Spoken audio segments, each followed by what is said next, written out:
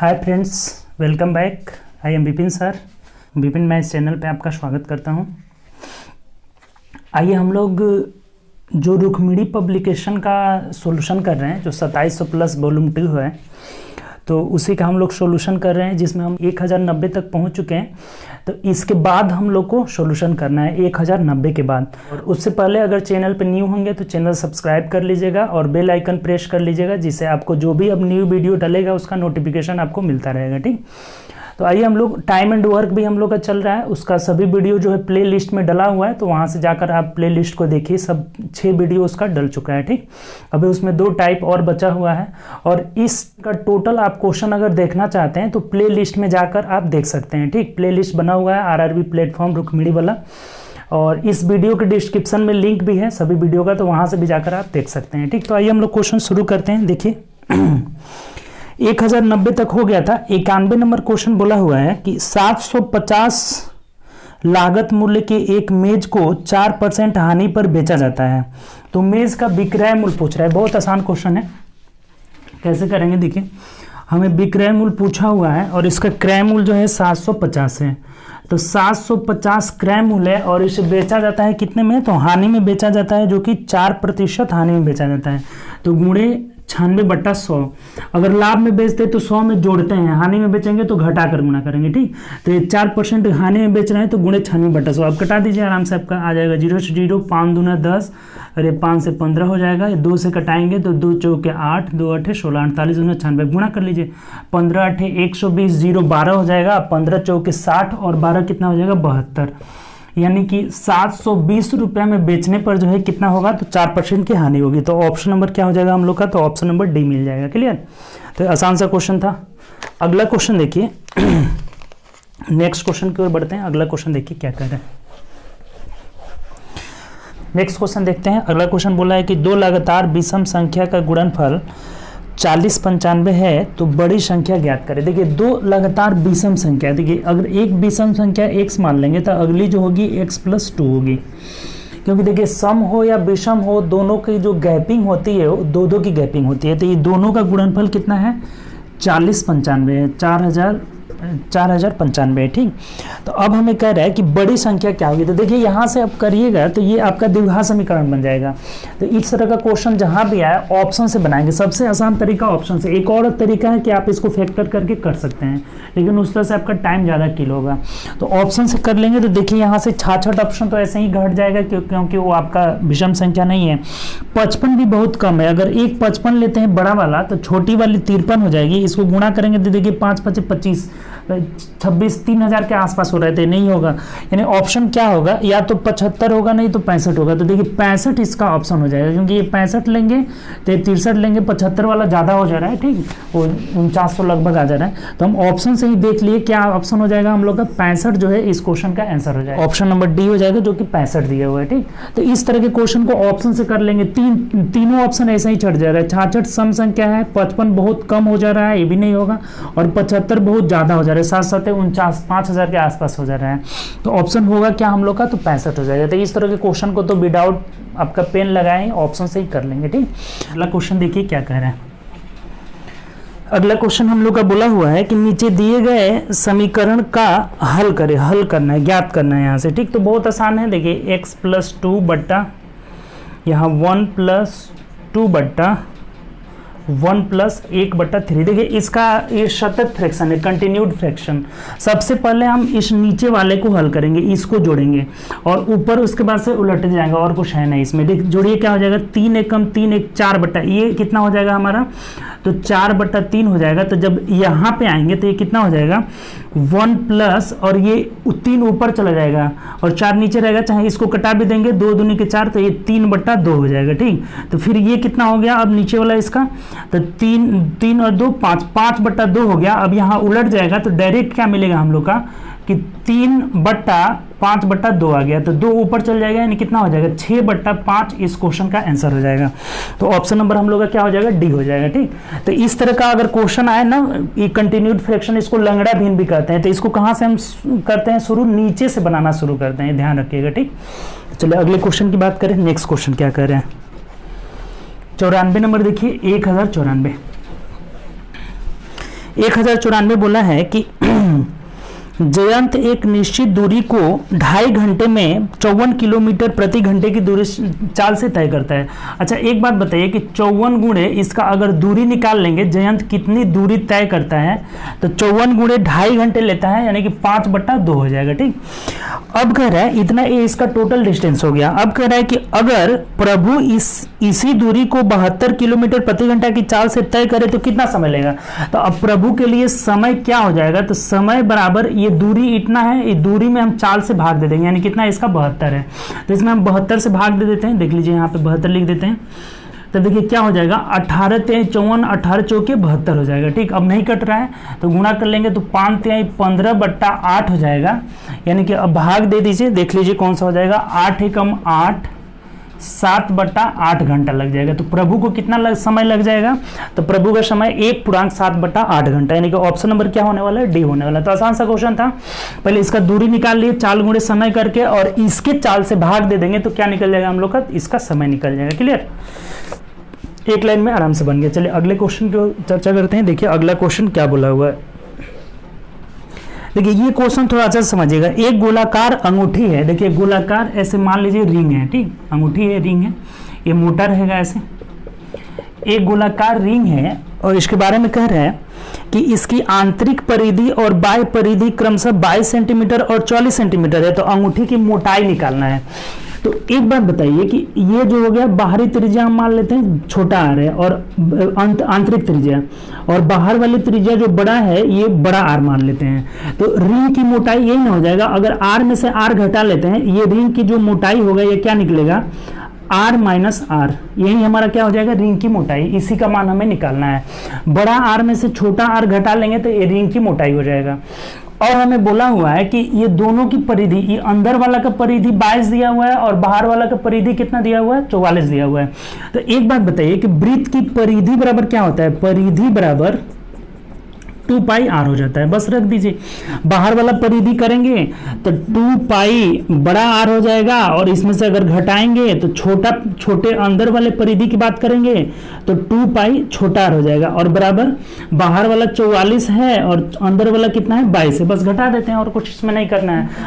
क्यों घटा रहे हैं, इसका मतलब घटाने का मकसद यही है कि 2 गुणे अगर पाई का मान यहाँ 22/7 रखते हैं तो ये r माइनस आर हमारा रिंग की मोटाई यहीं से मिल जा रहा है, इसीलिए हम घटा दे रहे हैं। ठीक, तो यहाँ से हम घटा दिए तो 2π कॉमन हो गया, और r माइनस आर हमें निकालना ही है, और यहाँ 44 में से 22 गया, 22 हो गया। देखिए इस 22 से 22 कैंसिल हो गया, यानी यहाँ से आपका क्या निकल गया, तो r माइनस आर बराबर 7/2 हो जाएगा। 7/2 का मतलब 3.5 सेंटीमीटर हो जाएगा। ठीक, रिंग की मोटाई कितनी हो जाएगी, 3.5 सेंटीमीटर। तो देख लीजिए ऑप्शन कौन सा हो जाएगा, ऑप्शन नंबर बी आपका आंसर होगा। बात क्लियर समझ गए होंगे।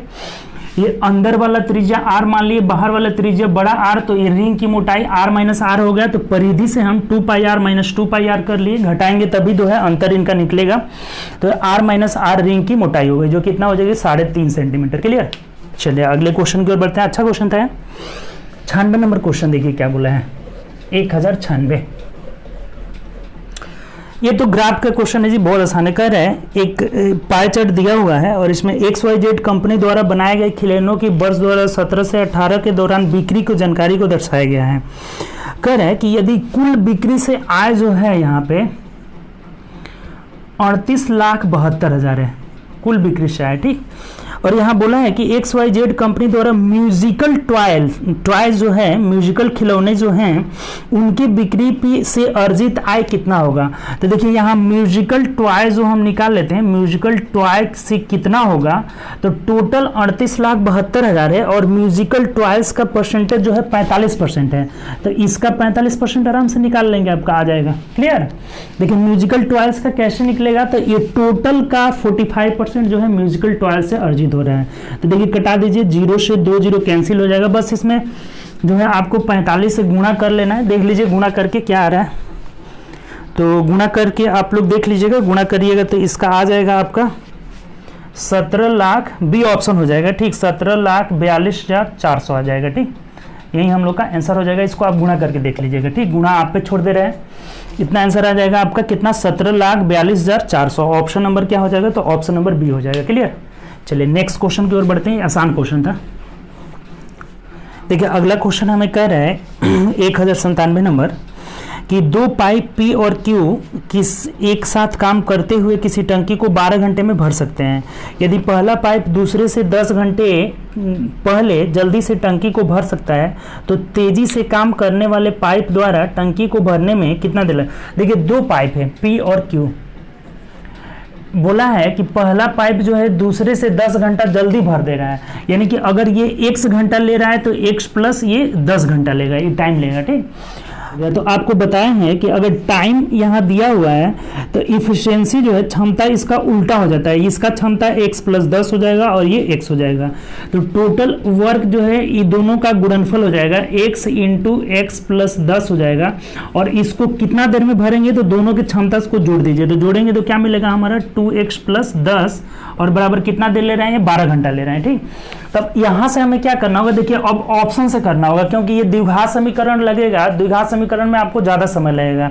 तो देखिए ऑप्शन से ऐसे ही दिख रहा है कि अगर 20 रखते हैं तो देखिए 20 10 30 हो जा रहा है, यानी कि 20 गुणे 30 और बट्टा ये 20 दूना 40 और 10 50 हो जा रहा है। तो 0 से 0 हो जा रहा है, 5 चौके 20, 4 3 कितना हो जा रहा है, 12 हो जा रहा है। तो यहाँ से अगर बाय ऑप्शन कर रहे हैं, बाय ऑप्शन ही हम बनाएंगे क्योंकि द्विघात समीकरण मिल जाएगा। x का वैल्यू कितना आ जा रहा है आपका, तो x का वैल्यू बाय ऑप्शन 20 घंटा आ जा रहा है। कितना देर, 20 घंटा, यानी कि ये जो तेजी से काम कर रहा है वो कितना देर लेगा आपका, 20 घंटा समय लेगा।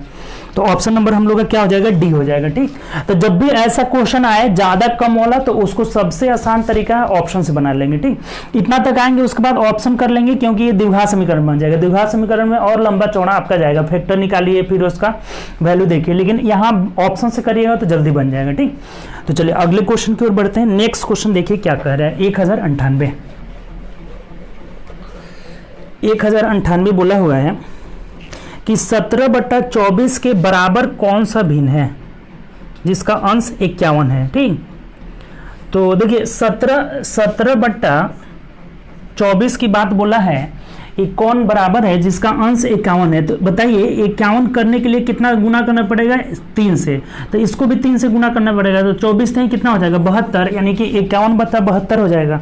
ऑप्शन नंबर डी हो जाएगा। ये तो आसान क्वेश्चन है। चलिए अगला क्वेश्चन देखिए, कह रहा है कि ABCD एक चक्रीय चतुर्भुज है। थोड़ा सा चक्रीय चतुर्भुज के बारे में आप 2 पॉइंट जानिए। देखिए चक्रीय चतुर्भुज किसे कहते हैं, चक्रीय चतुर्भुज में होता क्या है कि चारों शीर्ष वृत्त के परिधि पे होता है। ठीक, चारों शीर्ष वृत्त के परिधि पे होता है। ABCD एक चक्रीय चतुर्भुज है। ठीक, अब इसमें क्या होता है कि आमने सामने के कोण ये संपूरक होते हैं। ये जितना संपूरक मतलब दोनों कोणों का योग 180 डिग्री, यानी कि कोण A प्लस कोण C बराबर कोण B प्लस कोण D ये कितने के हो जाएंगे, 180 डिग्री के, क्योंकि ये जो चक्रीय चतुर्भुज होता है उसके आमने सामने के कोण संपूरक होते हैं। दोनों का योग कितना होता है, 180 डिग्री। तो इसका भी योग 180 हो जाएगा, इसका भी योग 180, यानी कि दोनों बराबर भी होते हैं और इनका योग कितना होता है, 180 डिग्री होता है। दोनों के आमने सामने के कोणों का योग जो है आपस में बराबर भी होता है और दोनों का योग कितना होता है, 180 डिग्री, संपूरक भी होते हैं। ठीक, तो ये बात आप ध्यान में रखिएगा। चलिए अगले क्वेश्चन की ओर बढ़ते हैं। इसी क्वेश्चन को हम लोग देखते हैं आप क्वेश्चन कैसे बनाएंगे इस पे।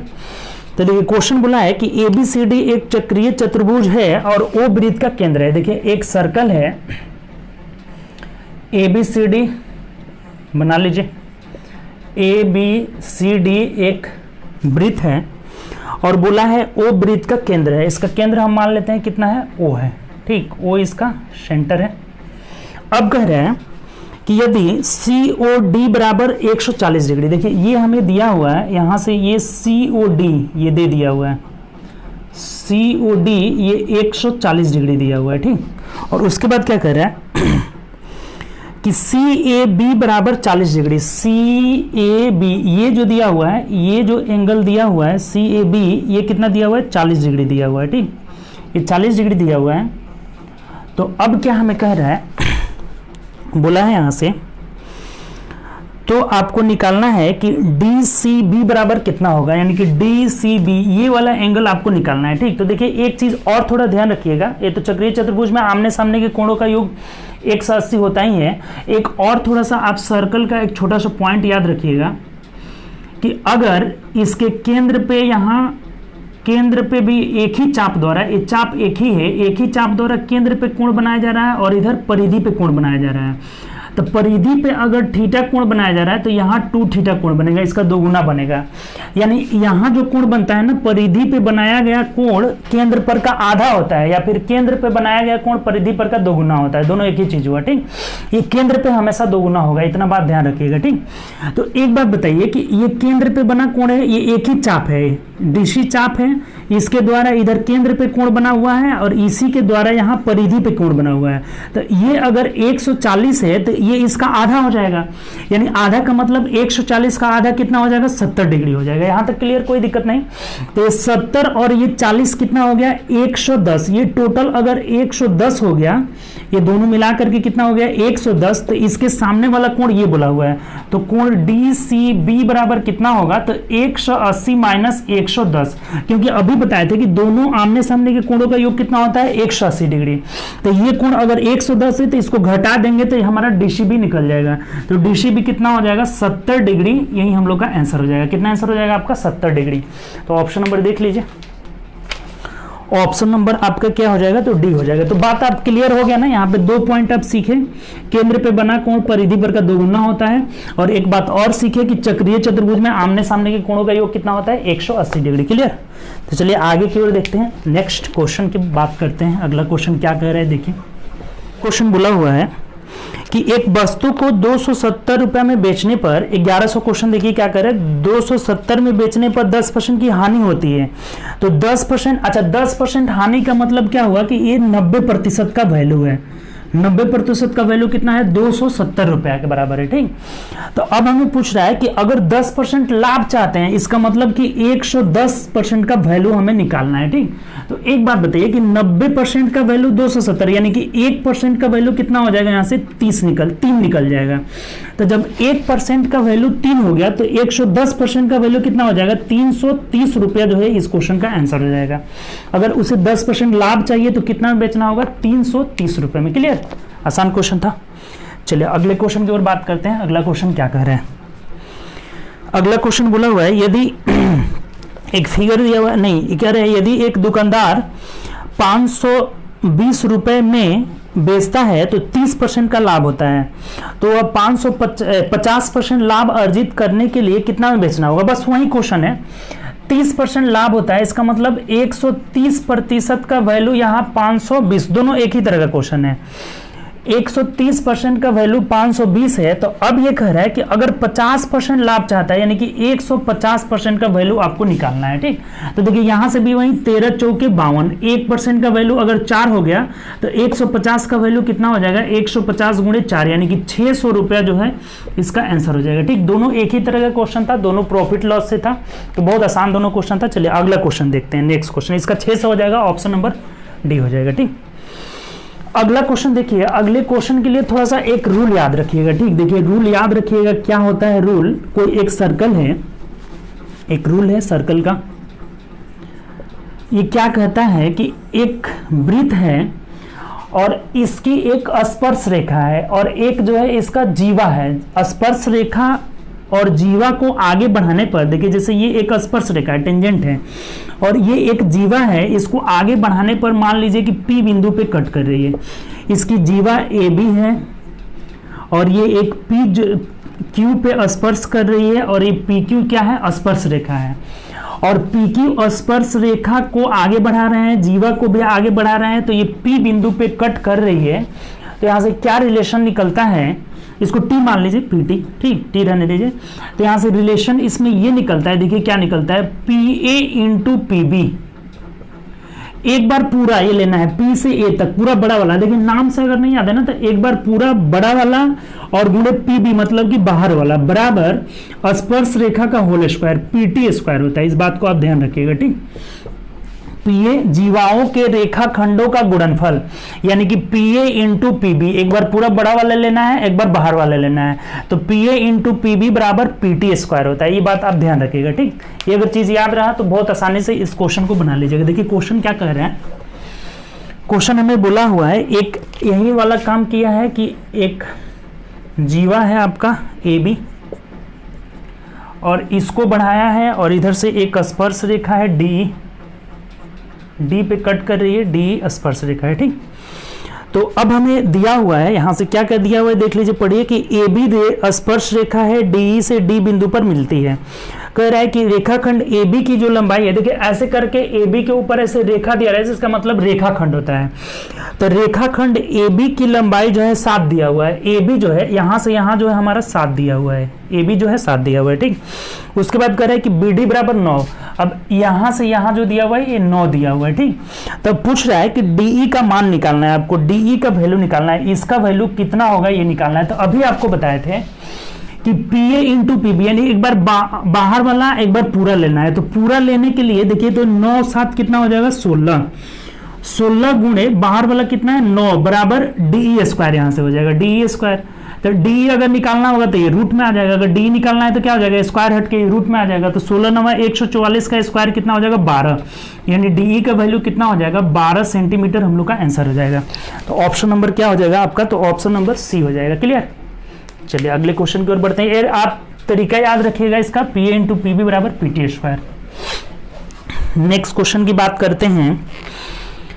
1103 जो है आसानी क्वेश्चन है। देखिए क्या बोला है, 0.25 रूट ओवर है गुणे 0.05 इंटू रूट ए बराबर दिया हुआ है 0.5 गुणे 0.5 गुणे रूट ओवर बी।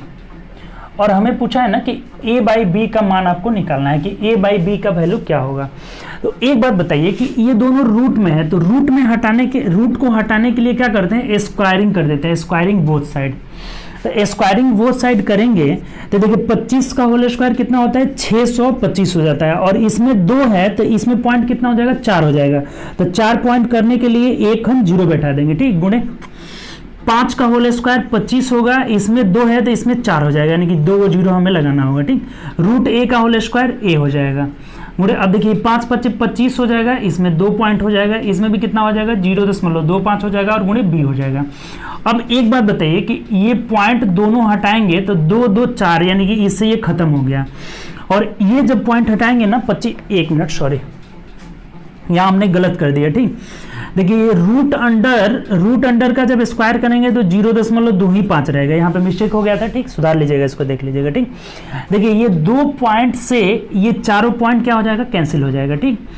और इस पॉइंट को हटाने के लिए इधर हमें 100 दे देते हैं, ठीक। अब देखिए 25 से ये 25 दोनों 25 से दोनों 25 कैंसिल हो गया, यानी बचा क्या हमारा, तो a बाई बी बराबर 100 बच जा रहा है, 100 बी को नीचे ला दिए इधर तो केवल उधर 100 बच जाए, यानी कि 100 इसका आंसर होगा, ऑप्शन नंबर ए हो जाएगा, ठीक। यहाँ हम लोग मिस्टेक कर रहे थे, रूट ओवर का स्क्वायर करेंगे तो 0.25 ही रह जाएगा, ठीक, केवल रूट हट जाता है।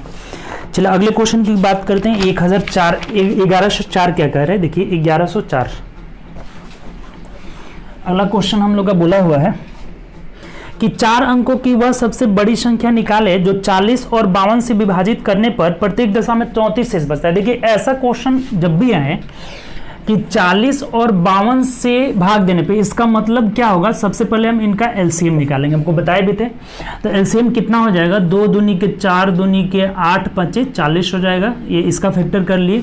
अब देखिए 13 चौके 52 होगा, तो 4 तो इसमें है ही, केवल हमें 13 ले लेना होगा। तो क्या हो जाएगा एलसीएम आपका 520 हो जाएगा, ठीक, 520 हो जाएगा एलसीएम, ठीक। यहाँ तक 40 आया था, 40 में 13 से गुणा कर लेना है। अब क्या करते हैं, यहाँ से बोला है कि 4 अंकों की बड़ी से बड़ी संख्या लेना है, तो 4 अंकों की बड़ी से बड़ी संख्या में 4 गुना हो जाएगा, इसमें हमें 520 से भाग दे देना है। और 520 से भाग देंगे, जो शेषफल बचेगा उसको इसमें से घटा देंगे तो पूर्ण रूप से कटने वाली आ जाएगा। तो पूर्ण रूप से कटाना नहीं है, शेष बचना चाहिए कितना 34, तो 34 उसमें जोड़ देंगे बस, और कुछ नहीं। तो भाग दे दीजिए, देखिए एक ही मार्क में जाएगा 520, शेष को हमें घटाना है 9 में से 2 गया 7 और यहाँ 2 हो जा रहा है, ठीक। फिर 9 बच जाएगा, अब कितना हो जाएगा, तो 9 1 मिनट सॉरी, यहाँ 4 9 होगा जी, 9 5 45, 9 मर्थ में चला जाएगा, देखिए 0 9 दूना 18 8 1 9 5 45 1 46, यानी कितना शेष बच जा रहा है 1, और यहाँ बच जा रहा है आपका कितना, तो 119 जो है शेष बच जा रहा है। तो संख्या क्या निकल जाएगी, संख्या हमें निकालना होगा, तो 4 टाइम्स 9 में से 119 घटा देंगे तो ये पूरी कटने वाली संख्या नहीं मिल जाएगी, पूरी कटने वाली, यानी कि 0 8 8 9 98 80 पूरा पूरी कट जाएगा। तो ये हमें नहीं बोला है कि पूरा पूरी कटने वाली, बोला है कि 34 शेष बचना चाहिए। तो शेष बचने के लिए इसमें क्या करेंगे, हम 34 जोड़ देंगे। तो 34 जोड़ेंगे तो 4 हो जाएगा, 8 3 11 हो जाएगा, 8 1 9, 99 14 वो संख्या होगी जिससे इतना इतना से भाग देने पर क्या होना चाहिए, 34 शेष बचना चाहिए। यानी कि ऑप्शन नंबर क्या हो जाएगा हम लोग का, 99 14, यानी कि ऑप्शन नंबर ए हो जाएगा। तो बात आप समझ गए होंगे। इस तरह का क्वेश्चन हमेशा पूछता रहता है। सबसे पहले हम एलसीएम निकाल के भाग दे देंगे बड़ी से बड़ी संख्या में, जितना शेष आएगा उसको घटा देंगे तो ये पूर्ण रूप से विभाजित हो जाएगा। अगर ये पूछता कि पूर्ण रूप से कटने वाली है तो यही हो जाता हमारा, लेकिन बोला है कि 34 शेष बचना चाहिए, तो अर्थात 34 में क्या कर लेंगे, जोड़ लेंगे। ठीक, चलिए अगले क्वेश्चन की ओर बढ़ते हैं। नेक्स्ट क्वेश्चन देखिए क्या कह रहा है अगला। अगला बोला है कि पोते की आयु दादा की आयु के 5वें भाग के बराबर है। देखिए दादा और पोता की बात कर रहा है कि पोता की आयु इससे 5 गुनी है, इसका 5वां भाग है, इसका मतलब इसकी 5 गुनी है। तो पोता ये 5 है, ये 1 है। ठीक, रेशियो हम निकाल लिए। यहां से 0 दे रहे हैं, यानी कि वर्तमान की बात कर रहा है। 0 यानी कि वर्तमान की बात कर रहा है कि ये 5 गुने हैं। अब कह रहा है आगे कि 20 साल बाद, यानी कि प्लस 20 कर लेते हैं, 20 साल बाद उनकी जो आयु का अनुपात हो जा रहा है 35, ये दादा 35 हो जा रहे हैं, उल्टा इधर उधर दिया है, 35 अनुपात 23 कर लेते हैं। ये पोता 23 के हो जाते हैं, 35 के हो जाते हैं। ठीक, तो अब कह रहा है कि दादा की वर्तमान आयु क्या होगी। तो देखिए इस तरह के क्वेश्चन बनाने के लिए सबसे पहले हम अंतर डिफरेंस बराबर करना होगा। तो डिफरेंस बराबर करने के लिए क्या बोले थे कि इसका अंतर से ऊपर गुणा करना होगा। तो इसका अंतर देखिए 35 में से 23 आएगा तो 12 हो जाएगा, 12 से इसको गुणा करना होगा। और इसका जो अंतर है, इसका अंतर कितना है, 4, 4 से इसको गुणा करना है। अगर ये कट रहा है तो कटा भी सकते हैं, 4 3 12, कोई दिक्कत नहीं है, कटा दिए। तब देखिए गुणा कर लीजिए, 5 3 15 आ जा रहा है, अनुपात 3 आ जा रहा है। ठीक, 15 अनुपात 3, और नीचे वाला क्या आ जाएगा, तो इतना ही रह जाएगा, 35 अनुपात 23 हो जाएगा। तब घटा लीजिए, देखिए 20 20 के रेशियो में आ जा रहा है, 20 20। तो इधर 20 है और इधर भी टाइम का भी रेशियो कितना है, 20 वर्ष है। तो अगर 20 यूनिट का वैल्यू 20 वर्ष है तो 1 यूनिट का वैल्यू कितना हो जाएगा, 1 हो जाएगा। तो पूछा है कि दादाजी की वर्तमान आयु, ये दादाजी की है और ये पोता की है, तो दादा की वर्तमान आयु कितनी हो जाएगी, 15 वर्ष हो जाएगी। देखिए ये तो क्वेश्चन ना इंसाफी किया हुआ है, दादाजी कभी 15 साल के हो ही नहीं सकते हैं। ठीक, तो ये आपका क्वेश्चन है, चलिए खैर कोई बात नहीं, 15 वर्ष आपका आंसर होगा, ऑप्शन नंबर ए हो जाएगा। ठीक, हम लोग का आंसर क्या हो जाएगा, ए हो जाएगा। तो अगर पोता का पूछता तो कितना साल के हो जाते, 3 साल के हो जाते। ठीक, तो ऑप्शन नंबर ए हो जाएगा। बहुत आसान सा है, अंतर बराबर कर लिए बस। तो यहाँ 20 का वैल्यू, ये 20 वर्ष का वैल्यू 20 है, तो इसका मतलब 15 का वैल्यू कितना हो जाएगा, 15 हो जाएगा। तो ये वर्तमान की बात किया था, तो वर्तमान में दादा कितने हैं, 15 साल के हैं। ठीक, चलिए नेक्स्ट क्वेश्चन की बात करते हैं। अगला क्वेश्चन देखिए क्या कह रहा है। अगला क्वेश्चन बोला हुआ है किसी संख्या को 9 से विभाजित होने के लिए उसके अंकों का योग हमेशा विभाजित है। देखिए 9 का और 3 का विभाजता का रूल दोनों सेम है। 9 और 3 का विभाजता का रूल क्या कहता है कि अगर 9 से कोई संख्या कट रही है तो उसके अंकों का योग भी 9 से कटना चाहिए। और 3 वाला भी यही कहता है कि कोई संख्या 3 से कट रही है तो उसके अंकों का योग भी 3 से कटना चाहिए। अगर आपसे कोई पूछे कि 3 7 8 5, बोलिए ये क्या संख्या 3 से या 9 से कट रही है, तो देखिए क्या करेंगे, अंकों का योग, ये 8 5 13 हुआ। ठीक, जोड़कर देख लीजिए, 8 5 13 और 7 20 और 3 23, तो ये नहीं कट रहा है। ठीक, अगर मान लीजिए ऐसे कोई संख्या पूछ दे कि 5 4 7 2 8 1, क्या 9 से कट रही है, तो कट रही है, 5 4 9 7 2 9 8 1 9, ये कट जा रही है, ये नहीं कट रहा है। बात समझ में आ गई ना। तो 3 से और 9 से कटने के लिए उनके अंकों का योग भी उनसे कटना चाहिए। तो हमें 9 वाला पूछा है तो किससे कटना चाहिए, 9 से कटना चाहिए, ऑप्शन नंबर बी हो जाएगा। ठीक, चलिए अगले क्वेश्चन की बात करते हैं। नेक्स्ट क्वेश्चन क्या कह रहे हैं, देखिए अगला क्वेश्चन देखते हैं। अगला क्वेश्चन यहाँ कह रहा है कि एक ट्रेन कार से 25% तेजी से यात्रा करती है। ट्रेन और कार दोनों एक ही बिंदु X से एक साथ चलना शुरू करती है। कार 100 किलोमीटर की दूरी तय करती है और एक बिंदु Y पर पहुंचती है। कार यात्रा के दौरान नहीं रुकती है, लेकिन ट्रेन कई स्टॉपेज थे और वह इससे 25 मिनट देरी थी। ठीक, 25 मिनट की देरी हुई। तो ट्रेन की गति निकाले। देखिए यहाँ से डिस्टेंस सेम है, X से Y तक जाना है, दोनों को X से Y तक जाना है। तो एक बात ध्यान रखिए कि अगर डिस्टेंस सेम हो, अगर दूरी जो है 100 किलोमीटर यहाँ दिया हुआ है, 100 किलोमीटर, तो अगर डिस्टेंस सेम रहता है तो जो चाल का रेशियो होता है ना, स्पीड का रेशियो, उसका उल्टा टाइम का रेशियो होता है। इसी से हम निकाल लेंगे, बहुत आसानी से निकल जाएगा। जो इनका चाल का अनुपात है, देखिए चाल का अनुपात क्या दिया हुआ है, तो ट्रेन और यहाँ से कार ले लेते हैं। ये 25% ज़्यादा है ट्रेन, अगर ये 100 है तो ये 125 है, तो कटा लेते हैं, तो 5:4 आ जा रहा है। तो जो टाइम निकलेगा ना, समय निकलेगा, ये उसका इसका इन्वर्स हो जाएगा, ये 4 हो जाएगा, ये 5 हो जाएगा। तो देखिए कार यहाँ कितना ज़्यादा समय ले रही है, 1 यूनिट ज़्यादा समय ले रही है।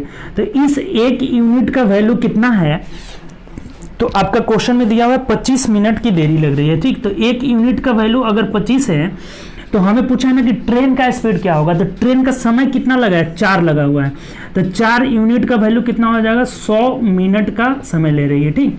तो एक बात बताइए कि स्पीड पूछा हुआ है, तो अगर ये ट्रेन जो है 100 मिनट में 100 किलोमीटर चलती है, ठीक, तो 60 मिनट में कितना चलेगी, 60 मिनट में 60 किलोमीटर चलेगी। ये तो है ना कि 100 मिनट में 100 किलोमीटर चलती है, तो 60 मिनट में 60 किलोमीटर चलेगी, यही 60 किलोमीटर प्रति घंटा इसका स्पीड हो जाएगा। किसी भी व्यक्ति या वस्तु किसी का भी जो समय दिया रहा है, जैसे इसमें दिया है किलोमीटर प्रति घंटा, तो 1 घंटा में तय की गई दूरी को ही उसका स्पीड कहेंगे, यानी कि 1 घंटा में कितना दूरी तय करेगी, 60 किलोमीटर, तो यही इसका आंसर हो जाएगा, ठीक। अगर पूछता कि कार का स्पीड क्या है, तो 125 हो जाता, तब उसका अलग हो जाता, ठीक। 125 में आपका 100 जा रही है, तो उसका 60 में निकालना होता, ठीक। तो इसका हम लोग का 60 मिनट में 60 किलोमीटर जा रही है, अर्थात स्पीड कितना होगा, 60 किलोमीटर प्रति घंटा। क्लियर। चलिए नेक्स्ट क्वेश्चन की ओर बढ़ते हैं। आसानी से हम लोग बना लिए, रेशियो से बहुत आसानी से निकल गया, ठीक। अगला क्वेश्चन कह रहा है कि 25 छात्रों की एक कक्षा में छात्रों का औसत 12 है। देखिए टोटल 25 स्टूडेंट हैं, 25 छात्र हैं, और इनका एवरेज जो है 12 है, ठीक। अब कह रहे हैं औसत जो है 12 दिया हुआ है। अब पढ़िए क्या कह रहे हैं, कह रहे हैं कि यदि 11, 12 और 13 वर्ष के 3 छात्रों ने कक्षा छोड़ दिए, तो कक्षा में छात्रों के औसत में क्या परिवर्तन होगा, ठीक। कितना बढ़ेगा या घटेगा, ये बात हमें पूछा हुआ है। तो एक बात बताइए कि इनका औसत 12 है, ठीक। तो इनका औसत 12 है, और ये जो छोड़ करके जा रहे हैं, ये 12 वर्ष अपना लेके चला गया, तो कोई इफेक्ट नहीं पड़ेगा एवरेज में। और ये 13 लेके जा रहा है, अर्थात 1 घटा दे रहा है औसत को, और ये 11 लेके जा रहा है, अर्थात 1 छोड़ दे रहा है औसत में, यानी कि ये भी कट के 0 आ गया, तो कोई इफेक्ट नहीं पड़ेगा, 0 वर्ष का इफेक्ट पड़ेगा, औसत जो था वहीं रह जाएगा। अब ये नहीं कि आप इसको गुणा करके बनाए, उस तरह से टाइम वेस्ट होगा आपका, ठीक। ये टोटल तीनों जा रहे हैं, तो कोई कुछ छोड़ के जा ही नहीं रहा है, अपना 12 वर्ष लेके चला गया, ये 13 लेके गया, नहीं कि 1 औसत घटा देगा। अगर औसत से ज्यादा लेके जाएगा बस तो घटा देगा, और औसत से कम लेके जाएगा तो बढ़ा देगा। तो ये 1 वर्ष घटा दे रहा है, 1 औसत में घटा दे रहा है, लेकिन ये फिर जा रहा है 1 छोड़ दे रहा है, तो ये क्या हो जाएगा, दोनों मेंटेन हो जाएगा, यानी कितना हो कि भी कमी ना होगी ना वृद्धि होगी, यानी औसत 12 ही रह जाएगा, ठीक। चलिए अगले क्वेश्चन की ओर बढ़ते हैं। इसमें ऑप्शन हम लोग का बी हो जाएगा, 0 वर्ष की वृद्धि होगी, कोई वृद्धि नहीं होगा, ठीक। नेक्स्ट क्वेश्चन कह रहा है 1109। 2 वर्ष पहले एक स्टार्टअप कंपनी ने को अपनी पूंजी निवेश का 80% तक घाटा हुआ, ठीक। बाद के वर्षों में उसने अपना वित्तीय घाटा को 2 चरणों में वसूल लिया। पहला चरण में 30,000 और सेकेंड चरण में 80,000 वसूली किया, तो उसका आरंभिक पूंजी कितना था। अच्छा एक बात बताइए कि इसको 80% घाटा हुआ, और इस 80% को वसूलने के लिए वह 30,000 प्लस 80,000, 30,000 प्लस 80,000 को 2 चरणों में वसूली किया, यानी कितना हो जा रहा है, 1,10,000 हो जा रहा है, ठीक। 1,10,000 का वसूली किया, यानी कह सकते हैं कि इस 80% का वैल्यू कितना हो जा रहा है, 1,10,000 हो जा रहा है। तो वो जो उसकी प्रारंभिक पूंजी थी टोटल, वो कितनी थी, 100%। हमेशा 100% पूंजी होता है, कुछ भी अपने आप में 100% होता है, यानी कि 100% का वैल्यू पूछ रहा है, तो आराम से निकाल लीजिए। 1,10,000 बट्टा में 80 हो जाएगा, और गुणे 100 हो जाएगा, ठीक। 20 चौके 80, 20 25 100 हो जाएगा। इसको कटा देते हैं 4 से, तो 4 दूना 8, 3 हो जाएगा, 4 सत्ते 28, 29 30, 4 25 20, यानी 0 0 2 हो जाएगा। गुणा कर लीजिए, 0 0, 5 25 25 2, 7 25 35, 2 37 का 7 3 हो जाएगा, और 5 दूना 10 3 13, यानी कि 1,37,500 था उसका प्रारंभिक जो है पूंजी था। ठीक, प्रारंभिक जो निवेश था 1,37,500, यानी ऑप्शन नंबर क्या हो जाएगा, बी हो जाएगा। क्लियर। 80% का वैल्यू दोनों जो वसूली किया था 1,10,000, तो 100% का मान हमने निकाल लिया। ठीक, चलिए नेक्स्ट क्वेश्चन की ओर बढ़ते हैं। अगला क्वेश्चन देखिए क्या कर रहा है। क्वेश्चन है, बोला हुआ है कि एक आयत की का क्षेत्रफल जो है 16.02 मीटर स्क्वायर है। यदि आयत की लंबाई 4.5 है तो उसकी चौड़ाई क्या होगी। अच्छा एक बात बताइए कि आयत का जो एरिया होता है, एरिया बराबर L इंटू बी हो जाता है। यहाँ एरिया दिया हुआ है 16.02 बराबर L का मान दिया हुआ है 4.5 और बी हमें पूछ रहा है कितना होगा, तो निकाल लेंगे। अगर ये दशमलव से दशमलव हटाए तो इधर एक हमें 10 देना होगा, 10 देना होगा। और फिर क्या करते हैं, 9 से हम कटा देते हैं। ठीक, देख लीजिए 9 25 45 हो जाएगा। यहाँ कटाएंगे तो कितना हो जाएगा आपका, 9 एकम 9, 9 एकम 9, 7 16, यानी कि 9 7 63, 9 8 72।